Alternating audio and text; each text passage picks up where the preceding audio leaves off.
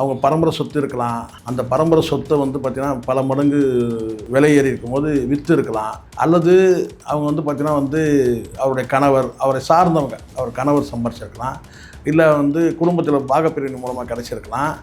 ஒரு சொத்து வாங்கிட்டாங்க ஒரு நடிகைன்னு சொன்னாலே அதுக்கு வந்து கேள்வியை போட்டு சந்தேகத்தை கிளப்புறதுன்றது ரொம்ப தப்பான விஷயம் நான் சொல்கிறேன். யூடியூப்பில் எப்படி ஒரு இவ்வளோ சம்பாரிச்சான்னு கேட்டிங்களா? நியாயமா இது? அது சரியானது தானே.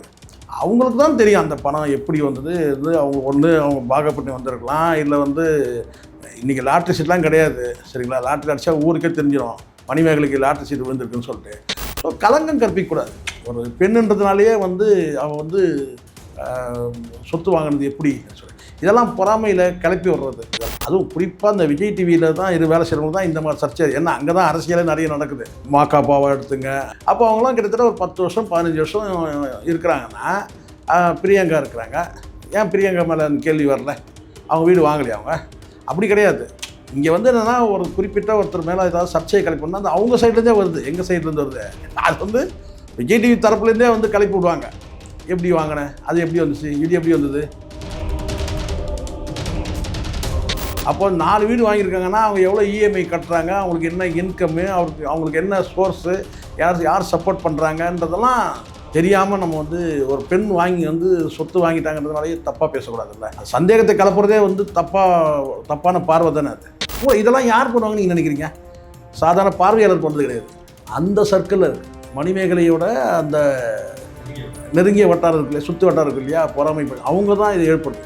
ஆனால் ஒரு பெண் சொத்து வாங்கிட்டாலேன்றதுனால கேவலப்படுத்துறது மட்டும்.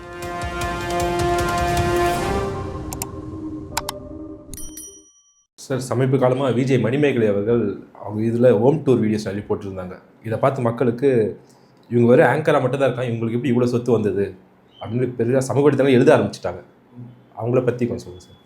அது நம்ம வந்து அப்படி அந்த பார்வையில் பார்க்கக்கூடாது சார்.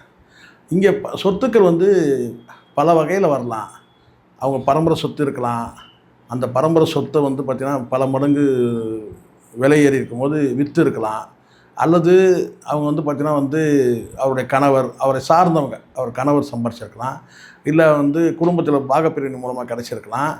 ஒரு சொத்து வாங்கிட்டாங்க ஒரு நடிகைன்னு சொன்னாலே அதுக்கு வந்து கேள்வியை போட்டு சந்தேகத்தை கிளப்புறதுன்றது அது ரொம்ப தப்பான விஷயம் நான் சொல்கிறேன். ஒரு சொத்துக்கள் வந்து பார்த்திங்கன்னா இங்கே பல பேருக்கு பல வகையில் சொத்து வருது சார். நீங்கள் உடனே சொல்லிடுறீங்களா? எங்கள் வீடு எனக்கு உதாரணத்துக்கு எடுத்துங்க. எனக்கு பரம்பரை சொத்து வருது, பார்ட்டிஷனில் ஒரு பார்ட் வருது. அது வந்து பணமாவோ இல்லை ஏதோ சொத்து வருது, அதை நான் விற்றோ இல்லை பணமாகிட்டு நான் வந்து அண்ணா நகரில் ஒரு வீடு வாங்கினு வச்சுக்கேன். யூடியூப்பில் எப்படி ஒரு சம்பாரிச்சான்னு கேட்பீங்களா? நியாயமா இது? அது சரியானது தானே. அவங்களுக்கு தான் தெரியும் அந்த பணம் எப்படி வந்தது. இது அவங்க பாகப்பட்டு வந்திருக்கலாம். இல்லை வந்து இன்றைக்கி லாட்ரி சீட்லாம் கிடையாது சரிங்களா? லாட்ரி அடித்தா ஊருக்கே தெரிஞ்சிடும் மணிமேகலைக்கு லாட்ரி சீட் விழுந்திருக்குன்னு சொல்லிட்டு. அவங்க குடும்பத்தை சார்ந்து பணம் வந்திருக்கலாம். இல்லை அவங்க ஏற்கனவே வாங்கி வச்சிருந்த சொத்துக்கள் வந்து விற்றுருக்கலாம். இப்போது ஜிவி இருக்கார்ல, ஜிவி வெங்கடேஸ்வர் இருக்கார்ல, அவருக்கு வந்து கடன் சிக்கலில் மாட்டிக்கிட்டார். பெரிய தயாரிப்பாளர் தான், மணிரத்னோட அண்ணன், பெரிய தயாரிப்பாளர். அவருக்கு நிறைய சொத்துக்கள் இருக்குது. ஆனால் வந்து அவருக்கு வந்து என்னென்னா கடன் சிக்கலில் மாட்டிக்கிட்டார். கடன் கொடுத்தவங்களுக்கும் அவருக்கும் சில பிரச்சனைகள் ஏற்படுது. ஏதோ ஒரு வகையில் மனசு உடஞ்சவர் என்ன செஞ்சிட்டாரு, சூசைட் பண்ணி இறந்துட்டார். யாரும் எதிர்பார்க்கவே இல்லை. என்ன ஜிவி அங்கே சூசைட் பண்ணி இறந்துட்டார்? ஆமாங்க, இந்த மாதிரி இறந்துட்டார் காலைல. உடனே என்ன பண்ணாங்க, வந்து அவரோட காரையெல்லாம் முடிஞ்ச உடனே அந்த அம்மா வந்து கடன் கொடுத்தவங்கக்கிட்ட ஒரு குறிப்பிட்ட டைம் கேட்டுக்கிட்டாங்க. கேட்டுக்கிட்டு என்ன செஞ்சாங்கன்னா, அந்த சொத்துக்கள் வந்து பார்த்திங்கன்னா பல மடங்கு வேல்யூவாக இருந்துச்சு. அவர் வாங்கின காலத்தில் விட பல மடங்கு இருந்தது. அது அவரே செஞ்சுருக்கலாம். ஆனால் அவர் ஏதோ ஒரு காரணத்தில் அதை செய்யாமல் விட்டார். ஆனால் அந்த அம்மா நேர்மையாக நாணயமாக, அவங்க யார் ஜிபியோட மனைவி வந்து ரொம்ப நேர்மையாக நாணயமாக நடந்துட்டாங்க.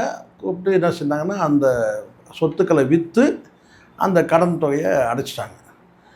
எதுக்கு இதை சொல்கிறேன்னா, சில பேர் வந்து அவங்க வாங்கி வச்சுருக்க சொத்து கூட பல மடங்கு சொத்து ஒரு குறிப்பிட்ட இடத்துல வாங்கி வச்சுருக்காங்க சார். அந்த சொத்து ரொம்ப வேல்யூ அதிகமாக இருக்குது. இப்போ உதாரணத்துக்கு ஒரு புறநகர் பகுதி இருக்கு வச்சுக்கோங்க, சபர்பன் ஏரியாவில் அவங்க வந்து ஒரு 100 ஏக்கர் வச்சுருக்காங்க, இல்லை ஒரு 10 ஏக்கர் வச்சுருக்காங்க.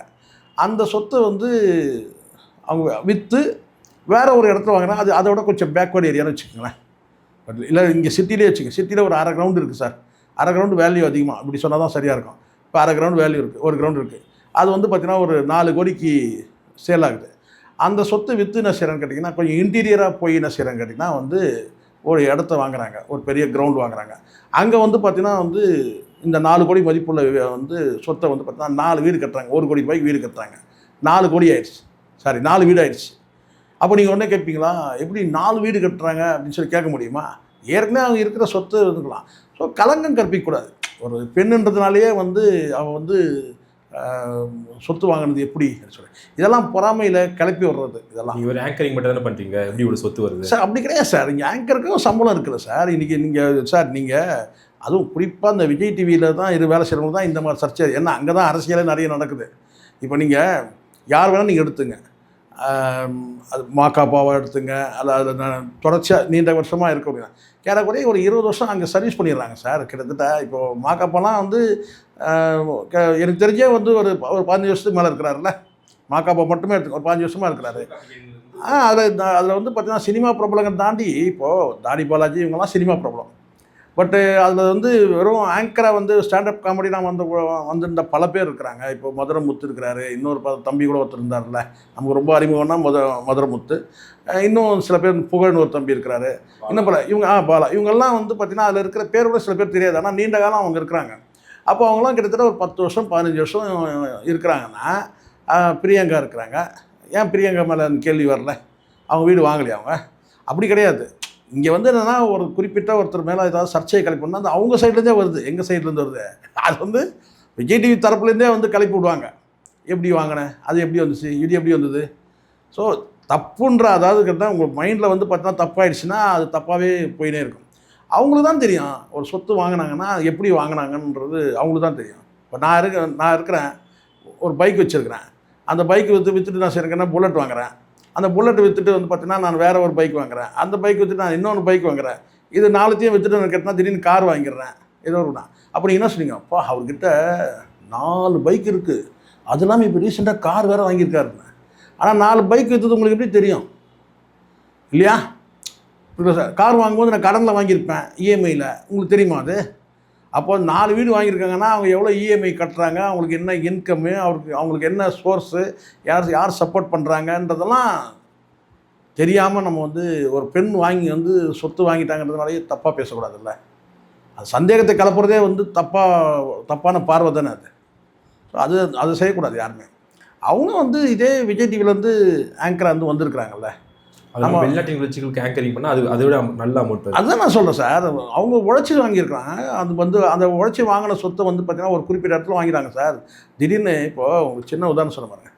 ஒரு பீரியடில் இந்த மாதாவரத்தில் வந்து ஒரு 10-15 வருஷத்துக்கு முன்னாடி காடு சார், காடு அங்கே வந்து பார்த்திங்கன்னா ஒரு அரை கிரவுண்டு வாங்குறதுக்கு யோசிப்பேன். ஏன் இவ்வளோ தூரம் வந்து வாங்கணுமா? நான் சொல்கிறேன் மாதவத்துக்குள்ள. இன்றைக்கி ப்ராஜெக்ட் வந்து பார்த்திங்கன்னா மெட்ரோ ப்ராஜெக்ட் வந்துடுச்சு. இந்த 10 வருஷத்தில் என் கண்ணுக்கு முன்னாடி ஒரு 15 வருஷத்தில் பார்க்குறேன் வேறு லெவலில் வந்து ஒரு பீரியடில் வந்து நாங்கள் மணலி போனோம்னா அந்த ரூட் தான் போவோம். திருவொற்றியூர் மணலி போனோம்னா பெரம்பூர்லேருந்து அந்த ரூட் தான் போவோம். நைட்டில் ரிட்டர்ன் வரும்போது பார்த்தா வந்து வெறும் பனைமரமாக இருக்கும். நான் சொல்ல ஒரு 20 வருஷத்துக்கு முன்னாடிலாம் ஒன்றுமே கிடையாது, அப்படி இருக்கும். அன்றைக்கி வந்து பார்த்தீங்கன்னா ஒரு அரை கிரவுண்டு வாங்கிடுவாங்க. ஒரு 15 வருஷத்துக்கு முன்னாடி வந்து ஒரு அரை கிரவுண்டு ஒரு கிரவுண்டு வாங்கினா கூட இன்றைக்கி வந்து கோடியில் போகுது. ஏன்னா இன்றைக்கி மெட்ரோ ப்ராஜெக்ட் அதுதாண்டி பல ப்ராஜெக்ட் வந்து நடக்குது. அதுவும் குறிப்பாக அந்த ரோடு வந்து கனெக்ட் ஆகிறது வந்து திருவொற்றியூரில் போய் வந்து கனெக்ட் ஆகுது. ஸோ இப்படி வந்து டெவலப் ஆகிருக்கும் போது அப்போ அன்றைக்கி நான் வாங்கி போட்ட சொத்து பல மடங்கு விலை உயர்ந்துடுச்சு. அதை நான் விற்கிறேன்.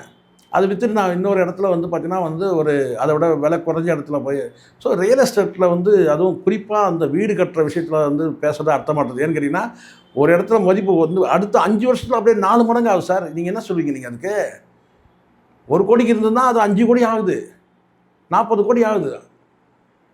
அதனால் நீங்கள் 10 மடங்கு ஏறுதலாம். ரியல் எஸ்டேட் பிஸ்னஸே அப்படி தான் 10 மடங்கு ஏறுது. ஸோ இதெல்லாம் வந்து கேள்வி எழுப்புறதே வந்து அபத்தமானது, கலங்கம் கற்பிக்கிறது கூட. இதெல்லாம் யார் பண்ணுவாங்கன்னு நீங்கள் நினைக்கிறீங்க? சாதாரண பார்வையாளர் பண்ணுறது கிடையாது. அந்த சர்க்கிளில் இருக்குது மணிமேகலையோட அந்த நெருங்கிய வட்டாரம் இருக்குல்லையா, சுற்று வட்டாரம் இருக்கு இல்லையா, பொறாமை அவங்க தான் இதை எழுப்புறது.